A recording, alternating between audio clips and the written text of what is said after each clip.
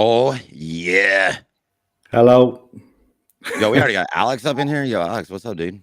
Is he there already? Yeah, he's throwing them eyeballs out, bro. He said eyeballs. Eyeballs. Right now. Hurry up. It's, Aye, aye, sir. it's always good to see Alex, especially on a Friday. Absolutely. But it's Saturday. Oh yeah, Saturday, isn't it? Yeah. So, even better on a The old Saturday. switcheroo, huh? The old Yeah, switcheroo, see. yeah. Yeah. So Matt and Anthony, I hope y'all have had a good week so far. Anything cool going on? Y'all have anything fun happen? I've just like normal really. I've been working hard, so I've met a lot of new people this week, which has been really good. New people to work with from different sports and things like that. And this afternoon as well, had a bit of a gathering for one of my old managers who I knew and worked for years and years ago, who was probably one of the best managers I've ever had, really. And sadly, we lost him sort of last year. So we had a bit of a gathering for him this afternoon. So it was good to remember him and stuff, and meet his partner for the first time, who I think I'd spoken to her briefly before, but knew of her really well, but hadn't met her before. So it was nice to kind of meet the family and his son, and just kind of meet up and talk about him, really, which was it was a nice thing to do. So it was in a nice kind of bar as well, which they used to drink in all the time. So he kind of helped me out a lot years ago, and is one of those people that you kind of never sort of forget. So it was nice to sort of go and do that and spend some time over there. Yeah, good stuff. Yeah. Have you been up to much, Anthony? But I've had a busy week. Like I Yeah. say, I've got a fight next week, so it's been like the last hard week this week in the gym. So a lot of sparring, a lot of running, a lot of fitness. So just going to start winding it down now. Just getting ready to sort of like recuperate and get ready for next week. Does that turn into like really? Obviously, you've done that training, done the sparring, and we spoke about a little bit about that just beforehand. So you've been doing that for around, was it just before Christmas, something like that? Or... Well, yeah, I mean, I'm always training. I mean, it's like you say within fight camp, all it is, it's just the tempo's just upped a little bit, and then we're obviously doing a lot more sparring, a lot more, Yeah, we're doing a lot more sort of simulating a fight, really. But I do sort of like train throughout the year. I don't really have much time off.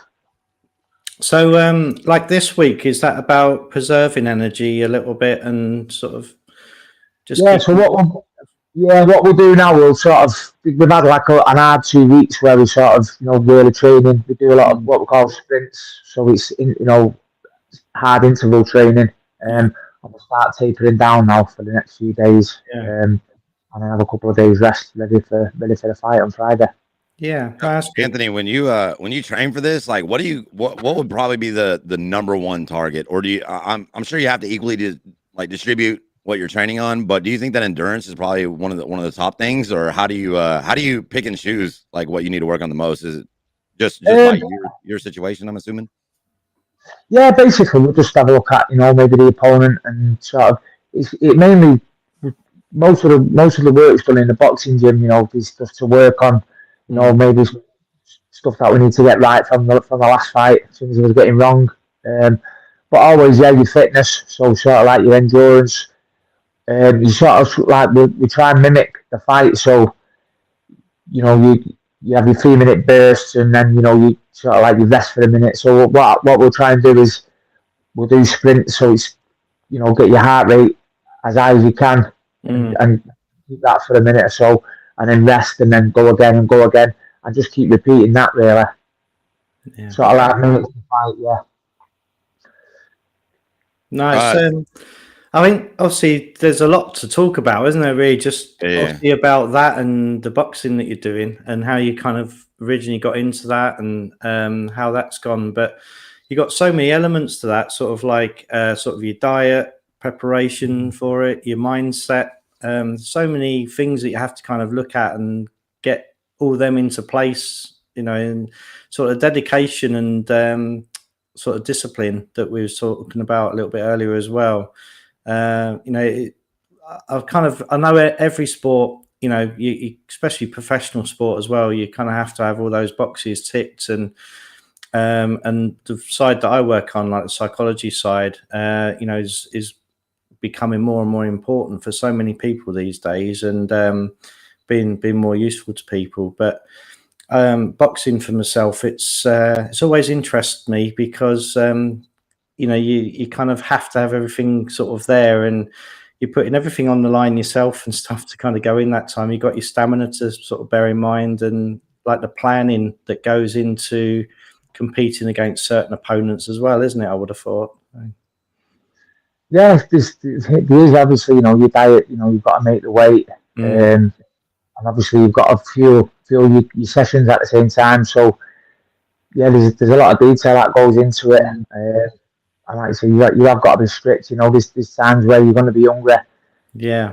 You know, especially like I've got young kids that, you know, they come and stay with me at the weekends. You know, and they want to treat at dad's, and I'm, you know, you've got to sit on your hand. You know, when the cookie jar comes out, you know, you can't delve into it when you're a couple of weeks away from the fight night. You know. So yeah, it's but you know, you've got to be obsessed with what you're doing. You've got to love it and you've got to be obsessed with it. You know, and I know we'll talk. You know, a bit about my past in a bit. But you know, throughout my life, I've obsessed over things. So it sort of like comes naturally to me to sort of obsess over you know, the diet, you know, training. Yeah, no, it's I've mentioned it a little bit on here in the past, sort of over the last couple of years, but like something that I did get addicted to myself was going to the gym. And it sounds daft because people go, well, that's not a bad thing to get addicted to and stuff. But I was a teenager at the time, and I was already cycling to school most days, which was like a 12-mile bike ride to school and sort of back, no matter what the weather was. And that really sounds daft, but it was out of laziness, because by cycling to school, I could actually spend half an hour more in bed in the morning because I could still be the bus into school, and I could get home earlier as well after school. So that was kind of me thinking, although it was a lot of effort, and I was probably the fittest I ever was at that age. And then, but once finishing school, I then started going to the gym, which started off as like an hour as mid-teens. And very quickly it turned into like 3 hours in the gym, which is just far too much. And that was every day as well. Before then I'd cycle home. And the first thing I kind of noticed with that is that it was worrying, because anyone thinks of lumps, and we all think the worst these days, but I ended up sort of finding a lump underneath my arm. And I went to the doctors after leaving it for ages, worrying about it and driving myself mad over it, thinking it was, you know, worst thing possible. And he literally asked me what I was doing and how I was spending my time. And I told him that, you know, I was kind of in the gym and things like that. And that didn't quite make sense to him until he asked me how much time I was spending in the gym. And it turned out that it was actually like my glands were all up at the time, trying to compensate for, you know, all the fitness and exercise that I was sort of doing. So, and then, you know, he kind of explained that to me, and I realized that it was just become obsessive. And I kind of went the other way for a little while, where I just didn't do anything for a very long time, because that was the excuse of, oh, I can sit back now and relax because the doctors told me that, you know, I need to. So it went from one to the other. But that feeling of fitness and stuff, we encourage it, but and it's got so many benefits, as long as it's kind of done healthily still, isn't it? And in proportion, I think. So Yeah, definitely. Yeah, like you say, it's there's getting the balance right, I suppose. It's a lot of people are saying it's either all or nothing, and it's it's got to sort of like meet somewhere in the middle with everything.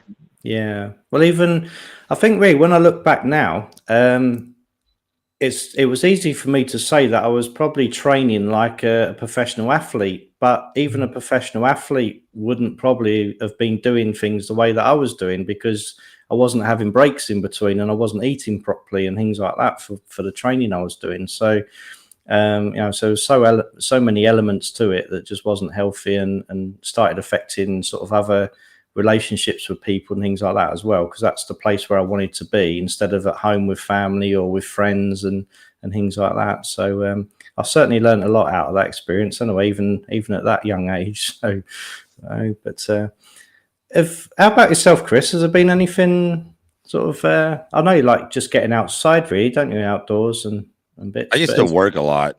Yeah. I've always been that type, especially when things get tough. I've always just worked a lot. You know what I'm saying? Yeah. So I've always been the type to be able to distract my mind. And then kind of what we were touching on too, Anthony, earlier, like back in the day, I didn't really know how to cope with things or deal with things. So I resorted to alcohol to band-aid all my problems, and it's definitely, I made a lot of dumb decisions and a lot of mistakes in my life, and I'm grateful, number one, to be around because, sometimes things get questionable at times, but it's crazy how, like, once you just kind of find that healthy balance per se, that you can be productive and still have that space to where you learn how to deal with things and be prepared for things when they show up at your doorstep. Yeah. No, that's very true. Yeah, definitely.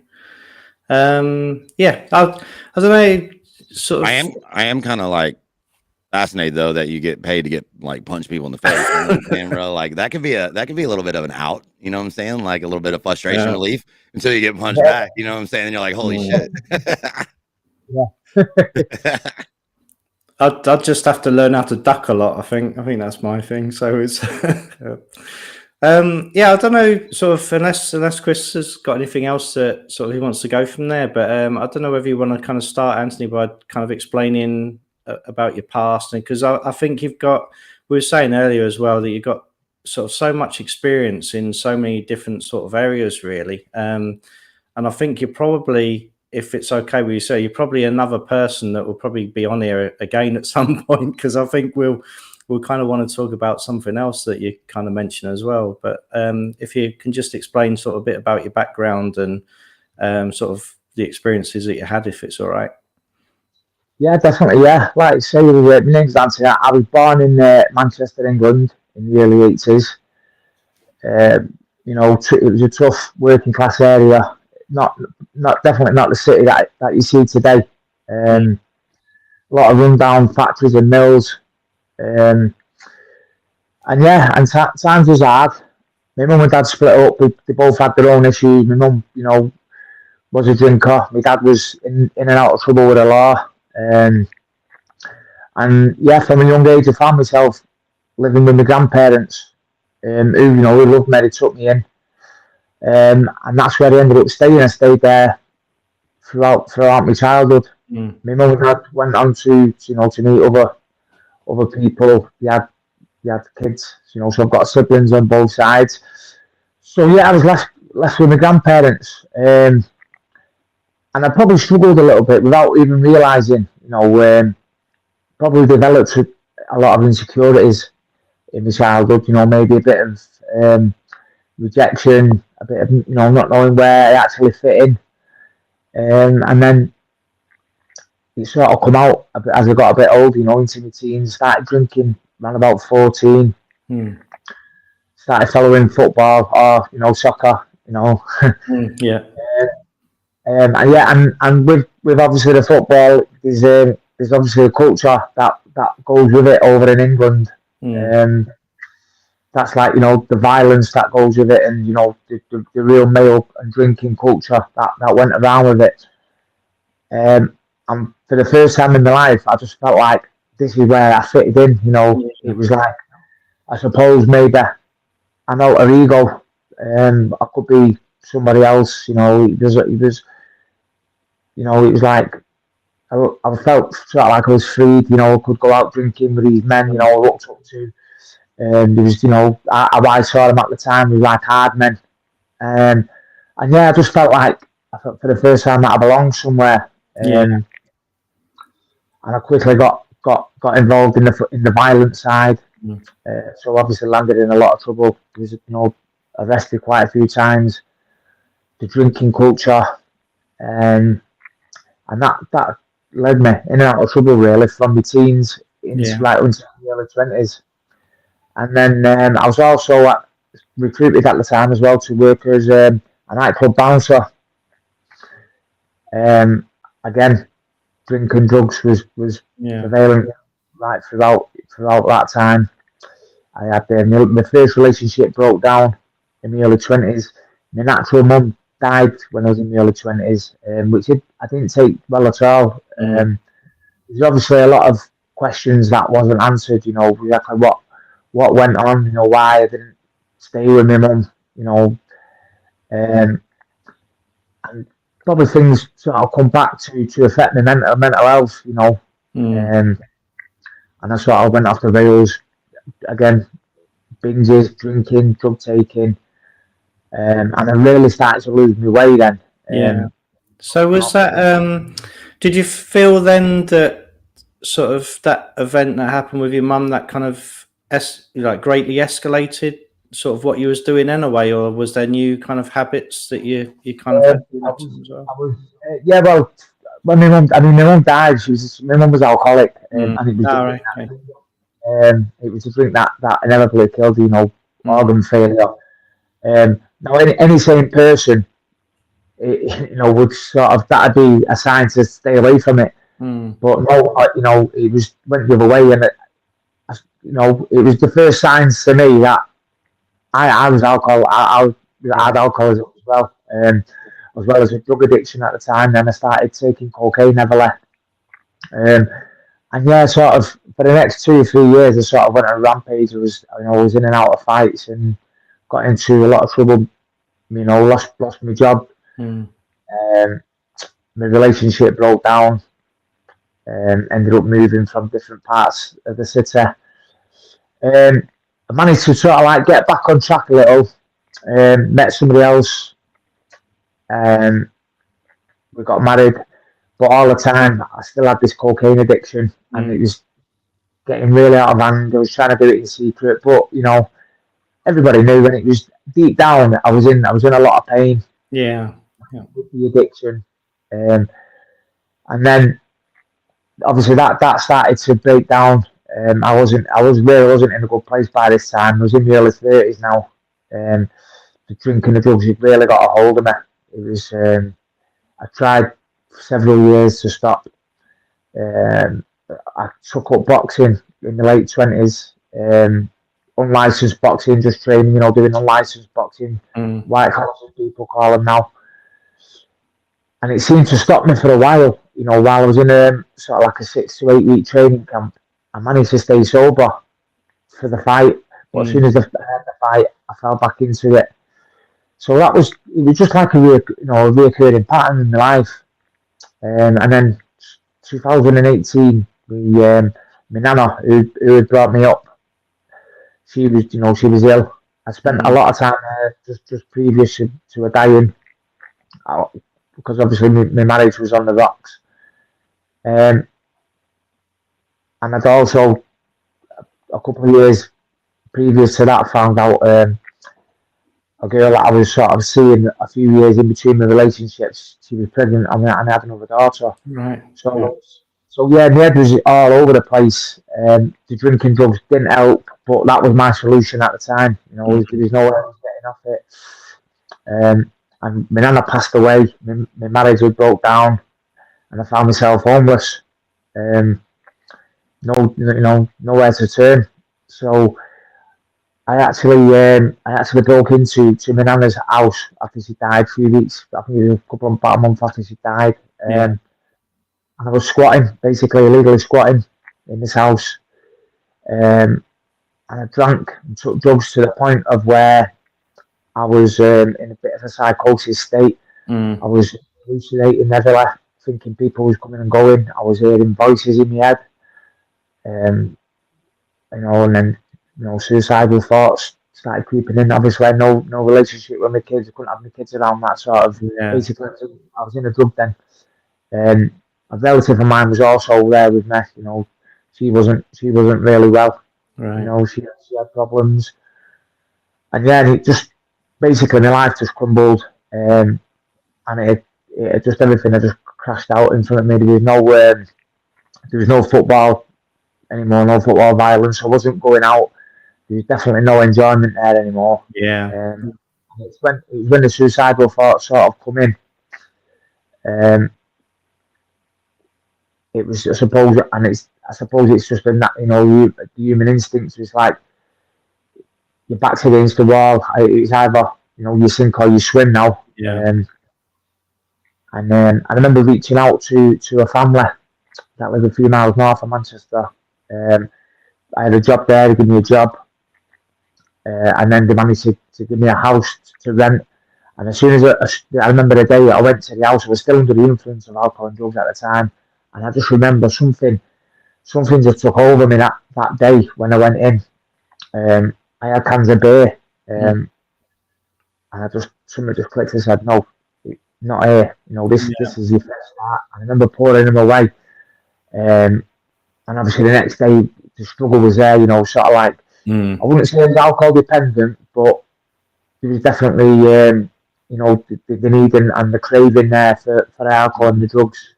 So I found myself in AA and CA, and that's where the recovery started from there, really. The main thing what I wanted to do was just get my head together, get rid of the pain that I was in and have my kids back and have the relationship as a dad should with the kids, yeah.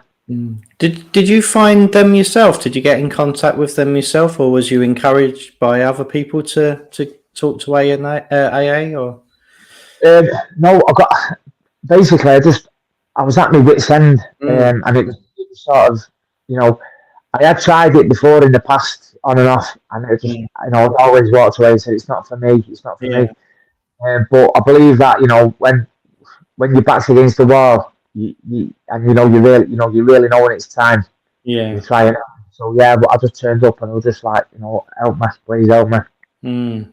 No, it's obviously great that you did, and that's kind of why I asked really. If I kind of know a lot of people that have been encouraged by other family members to sort of go to meetings and things like that, and gain sort of support with sort of mixed results at different times. And I always think timing is really important, and it sounds like you kind of reached that time, obviously, where your back was against the wall, and kind of you didn't have too many choices. By the sound of it, it was either one thing or the other, which that timing then encouraged you to kind of do that. But I've always thought that timing is really important, and things can kind of happen. The right things can happen, but at the wrong time, where we don't really take a lot of notice for them or accept them. But then those things can kind of come along or happen again at the right time, where we do take up an offer or so. But have you got any idea of what that actually was, that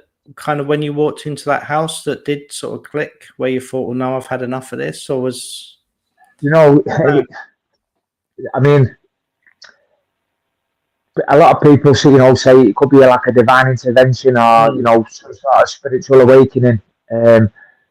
But I don't know. I just know that there was something come over me, and it was probably the pain I was in, the suicidal thoughts, and then it was just sort of something just come over me, and just he said, it's now's the time. Now's the time. Or I'm probably going to kill myself. I'm probably going to die, either with what I was doing to myself, or end up committing suicide with the pain that I was in, and so for whatever the reason, I'm grateful for. Yeah, I think sometimes it's it can be very natural that survival instinct just kicks in, doesn't it? Really, I think inside us as well, that we're kind of. So I think that's the dangerous part of alcohol and substances, right? Is that I think it lowers that inhibition and awareness to that. So, like, I mean, I feel you, Anthony, right? Like, so when I made a decision to make myself better, it was by my own doing, because I was tired, right? Like, I was just exhausted. I couldn't keep going the way things were going, so, but I do remember a lot of those suicidal thoughts, and a lot of those times they came with the alcohol and being impaired or intoxicated or whatever you want to call it, right? It's just crazy how, like, alcohol especially tends to over dramatize what you're going through to the point of where you feel like you can't do anything but drown, And I think one thing, the clarity that you get when you that comes with sobering up per se, right? It's actually intuitive and motivating. You know what I mean? Of course, there's that initial phase where you're like, I fucking need to go drink. You know what I'm saying? Like, shit would be so much easier to deal with if I could just go get it done. But after a certain amount of time, and after you learn like how to protect yourself and how to help yourself and encourage yourself to cope with things and deal with things, and build up those tools that you can keep around whenever shit show comes around. It's just so much easier now. You know what I'm saying? Like somebody in the chat was talking about how it's difficult, right? It's difficult to motivate herself to be better. You know what I mean? And it is. It's always difficult, but I can tell you from being at rock bottom and then being a lot better than what I was, it's always been a fight. You know what I'm saying? But it just gets a lot easier with time and practice and setting yourself up and putting yourself in positions to where you are driven and motivated, right? One thing too that I firmly believe ties into this as well, and I don't know if y'all can vouch for it too, Matt and Anthony, is that like you are who you hang around. If you start throwing yourselves around with people that are in a disaster, you're going to be living that disaster 100%. Yeah, absolutely. I think I was going to ask as well, Anthony, really, whether there was did you move away from those people, or was it a case that your situation changed where like the people around football and sort of soccer, they kind of just disappeared, sort of went away? Or no, they didn't disappear. I was basically that in that much of a state. I couldn't be around anybody anyway. It was only sort of when I moved into the house, and I was sober for a bit. I was working, I was seeing the kids.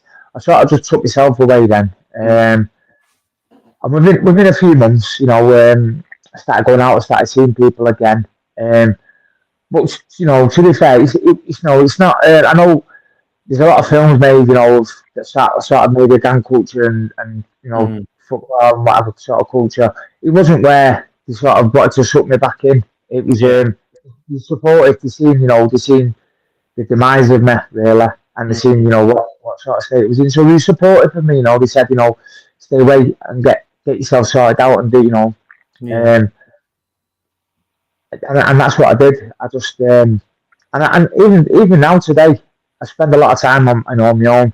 Really, all I do is I train and I see the kids. I think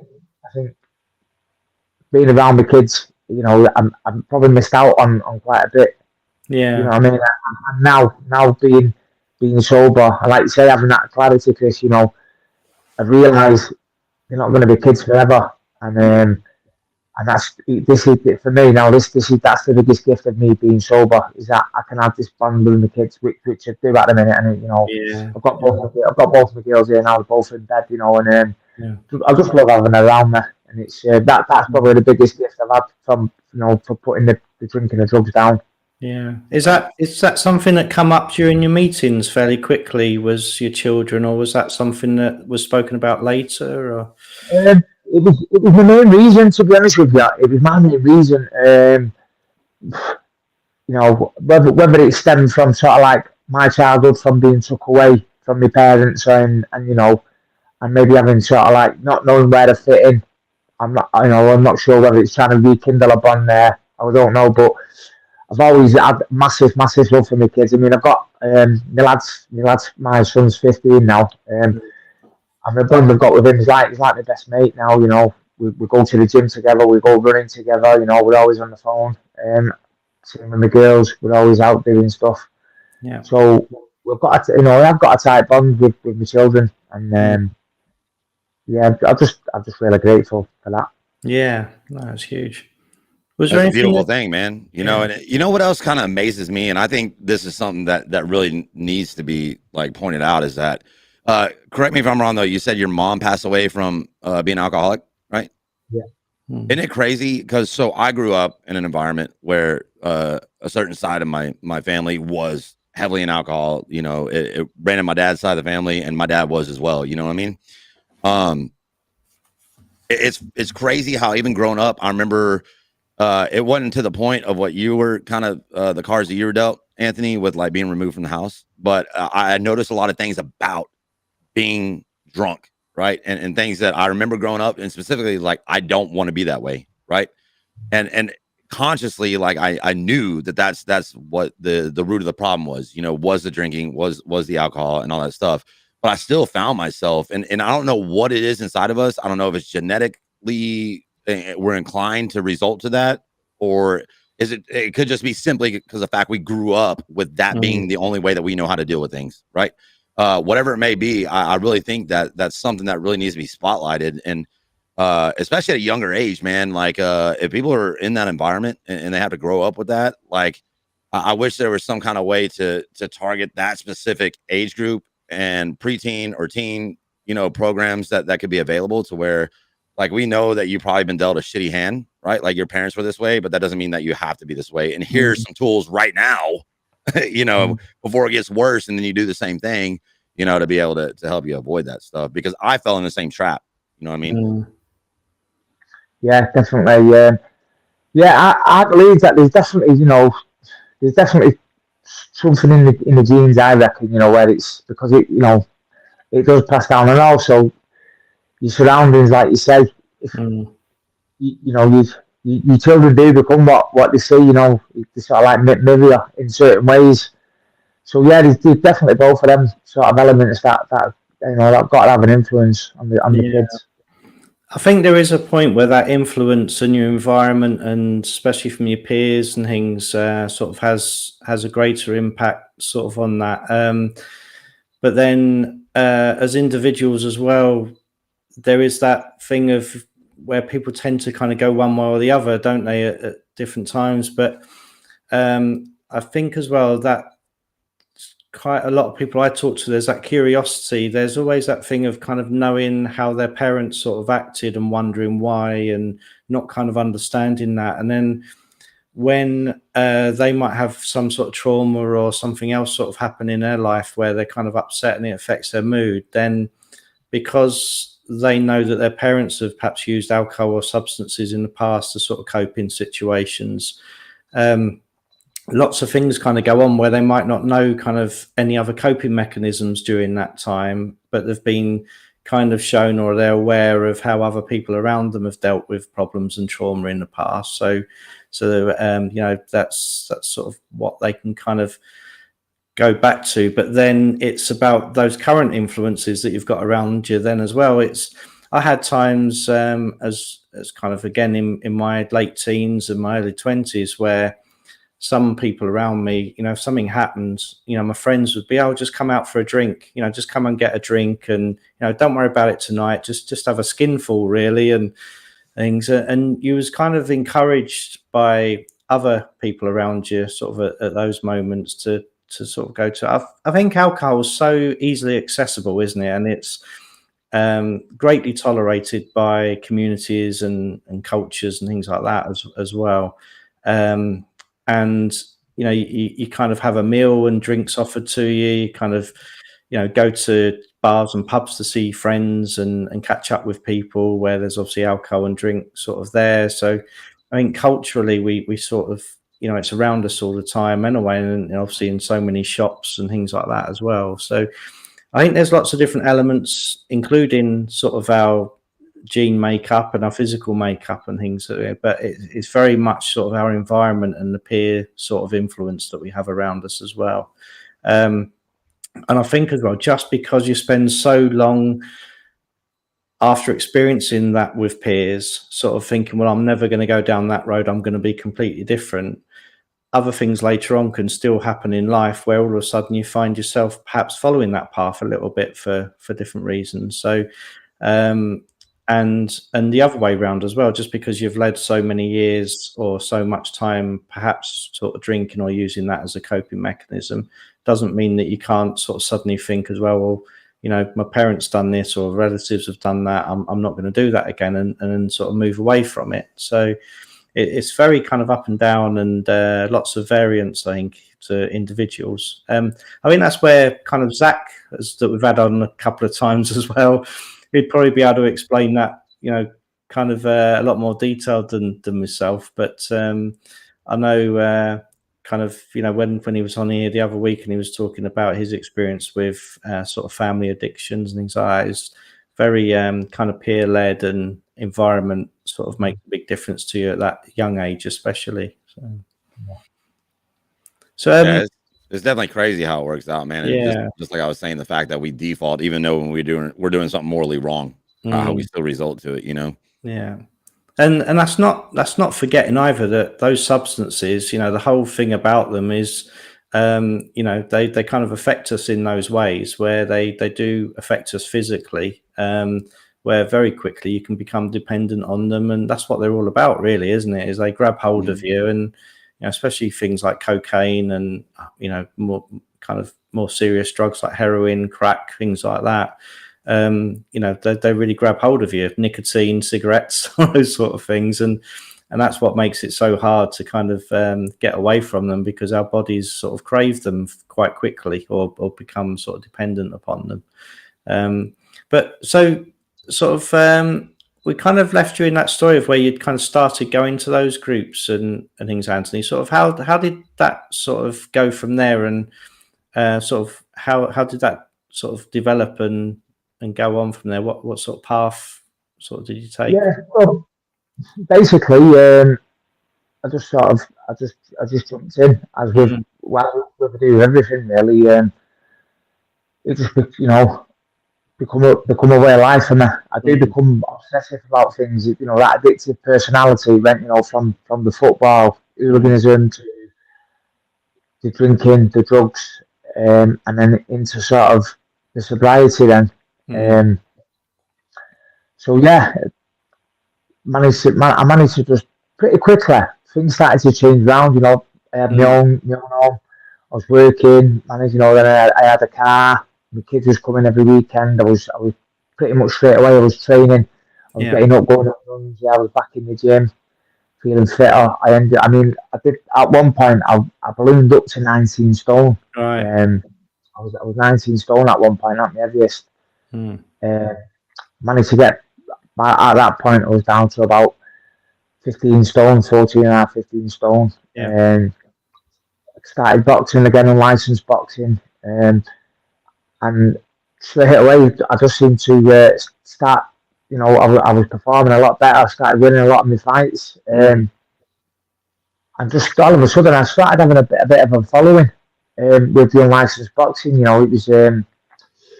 I suppose it's a little bit frowned upon in unlicensed boxing. There's no sort of regulations around it. You know, it's just basically boxing without a license. So you know, it was in sort of clubs and sort of like leisure centres. You know, you sell tickets. You know, it was all closed up, and it was just basically boxing without a license. But you know what? Yeah, I was doing okay. Started doing okay. And then I decided to go amateur at the age of 35. Right. And then I started having, you know, amateur fights. Started taking it a bit more seriously. And then yeah, I had a thought in the head, you know, crazy thought, you know, why don't you know, why can't I go professional? And everyone sort of laughed at me, you know, laughed it off. Said, come on, man, you know, you're a bit old now. You're 35, mate. You know, you've not looked after your body. You know, you're lucky to be alive. Never mind, you know, start boxing professionally. But that addictive personality that I've got, and that, you know, that voice in my head, it just won't. I just couldn't put it down. I couldn't leave it alone. I was just eating, you know, and I was training harder. And it was actually my brother-in-law, and he said, you know, there's a manager, just if we knew a boxing manager. He said, why don't you go and see him as a trainer? Go and let him have a look at you in the gym. So yeah, I went up to the gym, Kevin Farrell there, and he had a little look at me, and he said, "Yeah," I think you're good enough, you know. I'm not saying you're going to be a world champion, but you know, you're good enough to, you know, you're good enough to have a little go. Yeah. The first time we was not backed by the boxing board. We had to go and have a few more amateur fights. But yeah, I think it was 2020. Managed to obtain the professional boxing license after a bit of back and forth. You know, they wanted to assess me. But yeah, I managed to get the boxing license and made my professional debut at the age of 37. But it's fascinating though, isn't it? Because your kind of obsession that you spoke about that caused you so many problems in the past, as if it's kind of focused and channeled in the right way, was the same for anybody. You can put it to some really good use, can't you? And like even having those little knockbacks with the board and that sort of thing and stuff. having that determination still of, a lot of people might have sort of given that a go once or twice and thought, oh, it's not worth it now, I'll give up. But obviously you didn't give up. You kind of kept on at that and done what was needed to get through and get accepted to, then achieve and to do what you want to do sort of now. So it's amazing how that obsession caused so much trouble and problems in the past, but now obviously you're putting it to good use. Yeah, it's funny because it is, and that's exactly what it is. It's the addictive obsession, and I think you find a lot is, you look at a lot of sports people, actors and actresses, the people that really are successful and they throw a lot into it. They also have that side, that addictive side, and I don't think it's any coincidence. We've got Paul Gascoigne over there, in England, that was, probably one of the best footballers that ever put an England shirt on, and he's been riddled with addiction. We see time and time again, some of the best actors and actresses, who have the problems. Singers, Eminem, he was the same, and it's sort of like. It seems to run parallel. The more you look at it, the more you can, the more you see the sort of the similarities. Yeah. Did it sounded like you kind of got rewards for kind of going to those meetings, like the AA meetings and stuff. It sounded like those rewards kind of come fairly quickly for the work that you was putting in. And I know that doesn't sort of happen for everybody. And I always, when I'm working with people, quite often. I have to kind of remind them really that although they're treading the right path, as it seems, it can take a long time for kind of life to reward you back for that. So would that be right to say that you was kind of rewarded quite quickly, you felt, in your case, for doing the right things or for taking a healthier path? Yeah, definitely. I know. I noticed better things. My life was a lot better within weeks. And it wasn't that, I didn't. The day I put the drink and the drugs down, I never imagined that I was going to be a professional boxer. It was that anyone that's got that problem, where they're drinking and taking drugs daily, they'll get when I say it's like you've got a ball and chain around your feet and you just chain, and once it's gone, it's like it's been lifted. And I know I spoke before about, like a bit of a divine intervention, and I am. I do feel, ever since I've turned it around, I do sort of like feel, sort of spiritual energy, just with things that have happened. But yeah, it was just being free. Just felt like a weight, Yeah. That when I spoke about that first night when I poured the drink away and I just went, I moved in the house with nothing, no furniture. All I had was a telly and a bed, and I just went and got in the bed. But that day when I woke up, there was no urge to go and get a drink straight away, and I woke up and it was like the world had just been lifted off my shoulders. I can't even really explain it. It was just like it's amazing. It was the start of a new life. I just felt it straight away. I just felt free. That's the only way I can explain it. I felt free. Like this is it now, And that's all I wanted. That's all I wanted was to be able to get up and just be free, and just go to work, not have this craving, and being able to see my children. That's all I wanted really. The good things that come after it was all bonuses, and every day I wake up now, it's just a bonus. No, it's brilliant. Is there anything that you sort of want to ask, Chris? Or no, I mean, I can relate very closely to you, so I understand exactly where you're coming from. You know what I mean? And I just did mine a little bit different. Like I sought like counseling and stuff, I guess you could say, versus going to a group kind of a concept thing. But it's still the same thing, like you just, I remember that time too of feeling free, you know what I'm saying?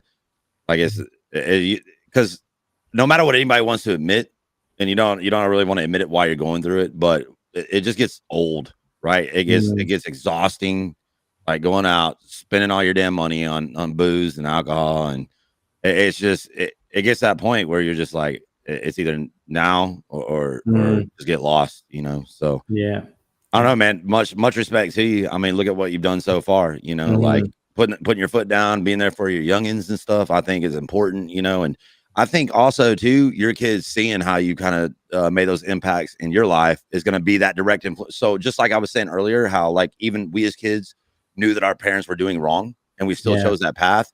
Now, maybe you're setting the standard for them as they get older on their decision-making process, and they're going to see how you've turned your life into something good, and they'll just follow on that same path because that's what they'll know to do. You know, just like what you and me knew to get drunk and band-aid those problems, they're going to know to fight and overcome any kind of challenges that's in front of their face. You know? Yeah, definitely. Yeah. Yeah, absolutely. Yes. Suppose it's breaking the chain. Suppose breaking the starting a new chain. We call that changing the world around here. You know what I'm saying? Yeah, dude. But I think it is as well. There's, I think it would be hard to think of, you know, a more important thing that you can kind of teach your children and things, really, isn't there? There's other ways of dealing with situations and coping with problems that kind of life throws up at you as well, really. And, you know, hopefully as well, kind of then your children can obviously, you know, either bring up their own children with similar views and an outlook on things, which does break that chain. It breaks that cycle that I talk about a lot. And, you know, and even when it comes to friends, you know, it kind of has that ripple effect, doesn't it? If, you know, if they have friends that are in trouble or have worries, you know, they'll probably know how to speak and help their friends better as well. So, you know, you kind of made some real changes there and things. I know, something that we do as often as we can on a Friday is kind of encourage people to sort of go and talk and gain support and things like that. Would there be a message that you've got around sort of reassuring anybody about sort of going and getting help or talking to a group or a counsellor or anything? Yeah, you know, there's an old saying, you know, a problem shared is a problem halved. And it couldn't be any further from the truth. You know, it couldn't be any more right. You know, the best thing I ever done was go and openly admit, you know, that I was struggling and that I had problems. Just, you know, by sitting there and thinking that they're going to go away, or, you know, be sort of like there's a stigma sort of, you know, around you, people, you know, don't want to admit, you know, that they're drinking or that they're taking drugs and that, you know, they may be a little bit dependent on it. But, you know, as soon as you go there and open your mouth, you'll see that, you know, you're not alone. There's hundreds of thousands of people all over the world that have got the same struggles as you, and there's people there that want to help you. Especially likes of, you know, AA and CA, you know, if anyone's got drug problems or anything, gambling problems, any of them 12-step programs, and it's there for free. You know, the people genuinely want to help you. I think most human beings, you know, I know we hear a lot about that, you know, the world's a bad place, but, you know, it's not. A lot of human beings, you want to help other human beings. Do you know what I mean? It's only a small part. That's probably bad. I think, you know, just reach out to anybody. Yeah. Chris will like that last comment you made about there, because he's been saying that for years. Is that you know, it's very easy, especially with the news and things like that, and the media and everything that goes on in the world. It's very easy to think that the majority of people are just out for themselves and things. And I know Chris, for as long as I've sort of known him, he's been mentioning, you know, that he kind of doesn't believe that or read into it. I don't believe in that fucking bullshit for a minute, bro. Not 1 minute. I think the people that complain are the loud ones, and unfortunately get the attention, but predominantly most of the people out there are just good-natured people. Bro, I mean, just as basic as seeing like a controversial Facebook post, right? Them good-natured folks that'll give the shirt off their back for people will just swipe on past that and say that's stupid. You know? Yeah. Right? Yeah, no, it's very true, isn't it? And I think it's a shame, really, that I've got very strong views on our press and our media over here, because, you know, I gave up reading newspapers really years ago. I do watch the news a bit and things like that just to keep up with, you know, basic sort of stuff. But, you know, when do they ever report on the good things that are happening and, you know, people helping each other and stuff like that? It doesn't sell papers to put stuff in, does it? It's always, that's what it is. Yeah, I wonder whether it would though. I don't know whether that's actually right. I just think we've kind of gone down that path where they kind of make their money out of just reporting negative stuff. But I kind of I'd like them to give it a go sometime, or a paper to kind of give it a go and just report some good stuff that happens out there, because I'd find it interesting. I'm sure a lot of other people would kind of have a bit of a mood change, I think, as well, after hearing some good stuff going on.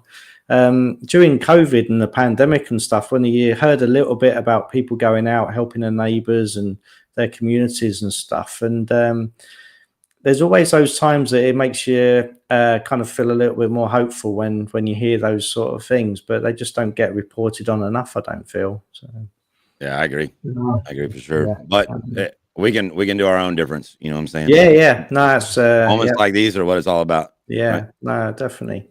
So what's next for Anthony? What's the big plan and the future goals? And Well, like I say, at the minute, I've started a boxing career quite late. I've got my fifth pro fight coming up next week. But I've also got my 40th birthday this year, so it's not going to, my boxing career is not going to be a long one like anybody. And I knew that, it was just sort of a pipe dream that was there that I wanted to do. But yeah, I'm looking to sort of get back into sort of AA and CA meetings and sort of take other people through the steps, hopefully. Sort of like help other people. Looking at maybe writing a book as well. Yeah. Getting the story out there and sort of hopefully inspiring other people that are struggling with going down the wrong path, struggling with alcohol and drugs, or a bit of mental health and depression and stuff. Yeah. And about looking at maybe sort of looking at a career maybe in the fire service. I'm halfway through the recruitment process. Right. Now that's been that was a dream of mine when I was younger. Sort of like I thought I'd passed me by, but after doing what I've done with the boxing, it's sort of given me the belief to say, well, it's not too late, and it's so far so good. Yeah. It's a bit of an in-house joke here, but I thought you'd be too energetic to be a fireman. It's the old police. I can't help it. It's still there where you kind of you have to have a little bit of an attack at the fire brigade now and again. So it's but yeah, it's a little friendly banter. Yeah. But yeah, no, that sounds like a really good plan. And would you kind of stay in contact with boxing in one shape or form? Would you go into coaching or anything like that? So, I mean, I don't think I've ever really sort of turned my back on boxing totally. Maybe sort of look at coaching. Maybe the amateurs or even helping doing the corners with the pros. But like, I'd never turn my back on training at all now. I mean, I do. Like I say, I do go training with my lad now. With my son, he's looking at joining the military, so he's leaving school. So he's training for that at the minute. But yeah, I don't mind sort of like helping people like with myself. I know who people that are overweight and people that are a little bit uncomfortable going to the gyms and what have you.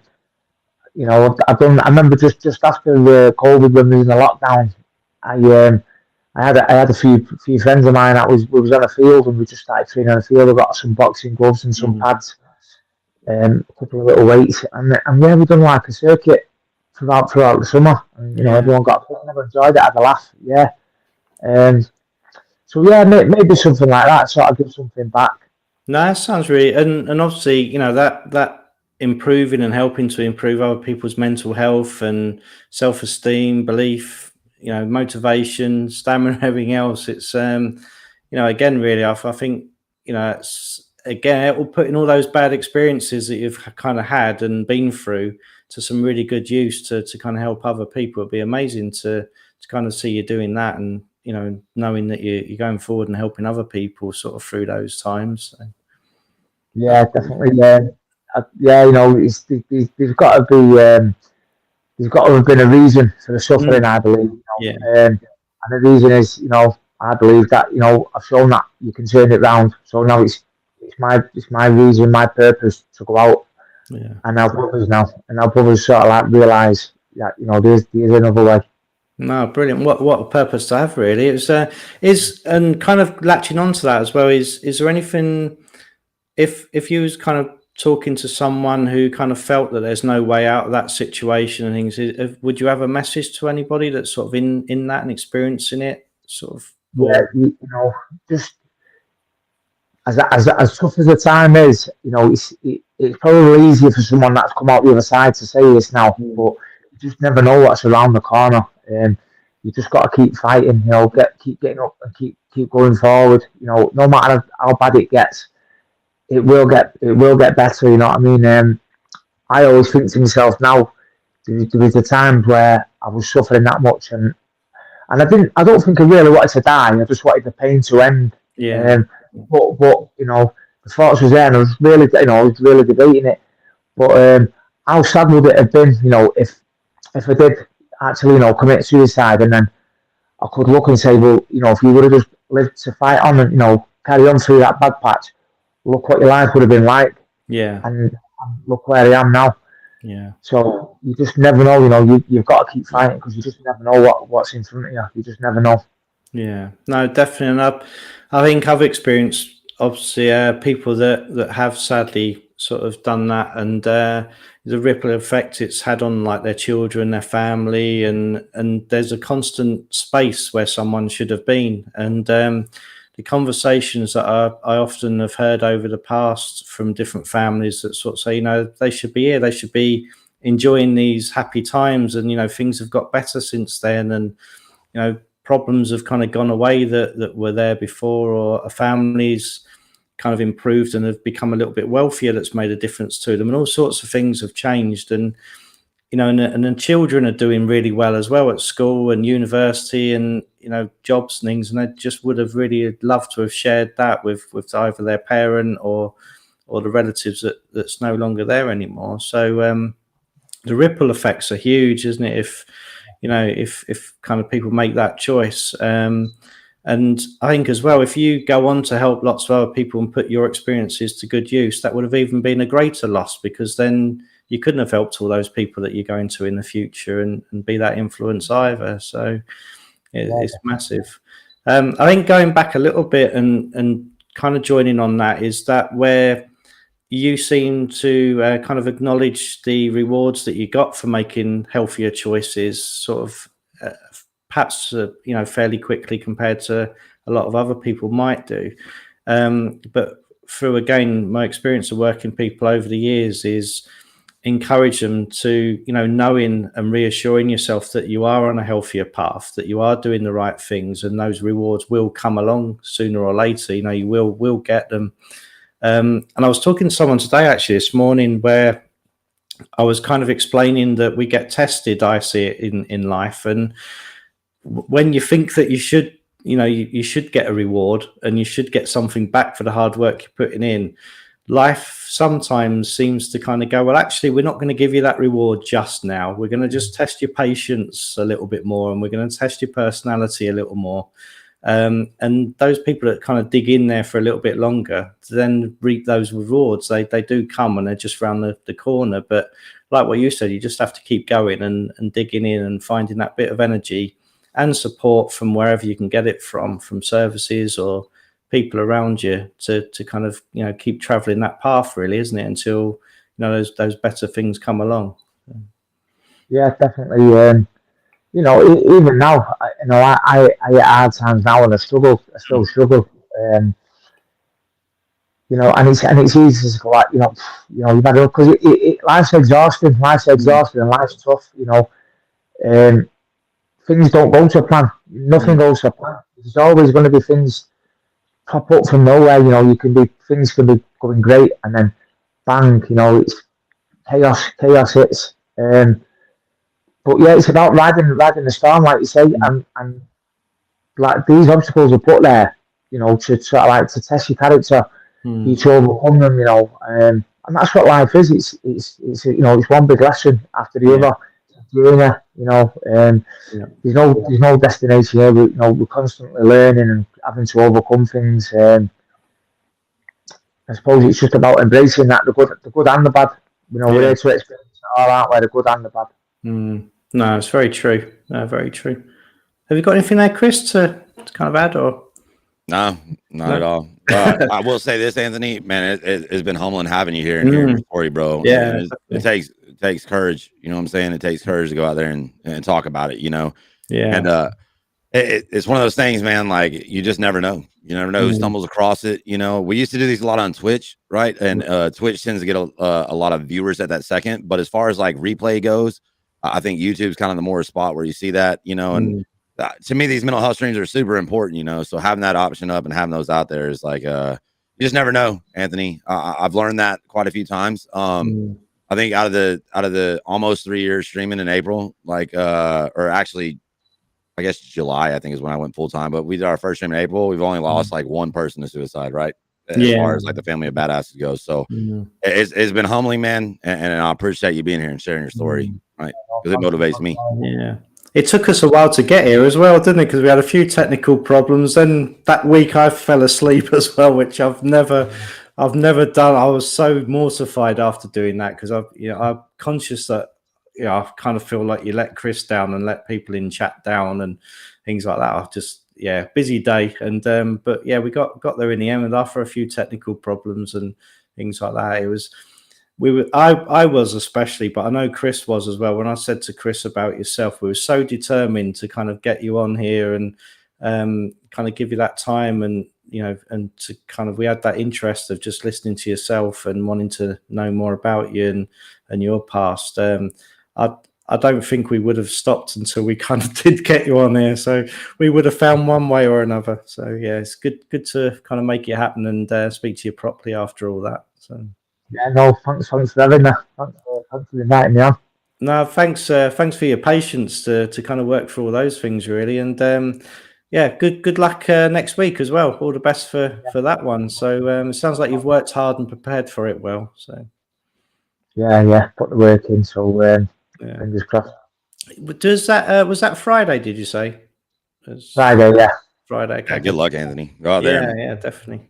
Yeah, we'll have to have you back on afterwards. So Anthony, throw them hands, dog. Throw them hands. You know what I'm saying, bro? Get it done. All right. Well, we appreciate you, Anthony, man. I would like to follow up with you in the next few weeks, man, and maybe think about having you back and at some point and kind of following up and seeing how things are going, if you're cool with that too. Yeah, absolutely. Yeah, 100%. Yeah. All right. Well, good luck next week, bro. Thanks a lot. Was there any messages in chat, Chris, that stuck out? Or I pretty much answered all the stuff. We addressed the other issues.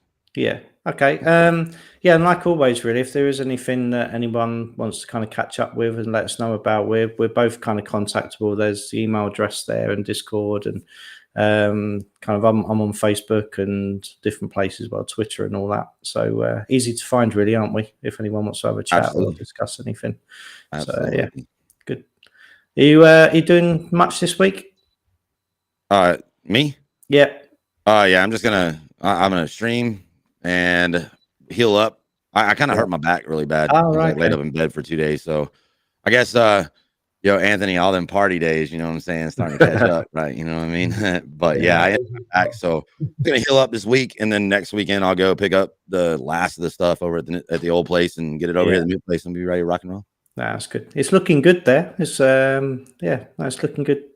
Alrighty. Well, I appreciate y'all, man. I hope y'all have a beautiful, awesome, phenomenal weekend. Once again, Anthony, huge shout out to you, man, and I appreciate you being here. And chat, we love you guys, man. We love you guys. And just as Matt Andrews was saying just a second ago, if you guys ever need anything like the Discord, right? We've got all sorts of resources there. We got an email address that you guys can reach out to, and then all that good stuff. All right, feel free to use it. Okay. All right. Well, Matt, Anthony, I'll see you guys. I appreciate y'all, and we'll see you next week. Have a good one. See you soon. All right. See you later. See you.